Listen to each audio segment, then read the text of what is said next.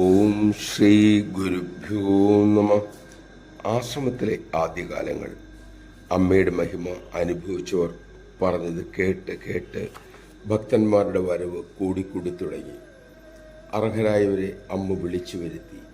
അതോടെ അമ്മയുടെ അരികിൽ ആദ്യം വന്ന മക്കൾക്ക് വിഷമവും അസ്വസ്ഥയും തോന്നി തുടങ്ങി.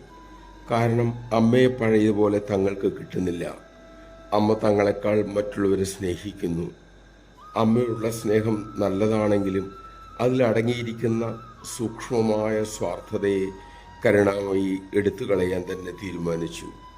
ഒരു ദിവസം അമ്മ കൂടെയുള്ള ഒരു സാധകയോട് പറഞ്ഞു, മോളെ, ആയിരക്കണക്കിന് ജനങ്ങൾ ആശ്രമത്തിലേക്ക് വരുന്നു, ഇനിയും വരും.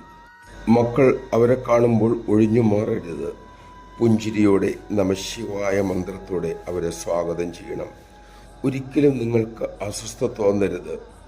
പിന്നീട് ഒരു വിദേശ സാധക ഈ സാധകയോട് ഭക്തന്മാർ കൂടി വരുന്നതിനെക്കുറിച്ച് വിഷമിച്ച് സംസാരിച്ചപ്പോൾ അന്ന് അമ്മ പറഞ്ഞ അതേ ആശയം തന്നെ അവർ ആ വിദേശ വനിതയ്ക്ക് പറഞ്ഞു കൊടുക്കുകയും ചെയ്തു.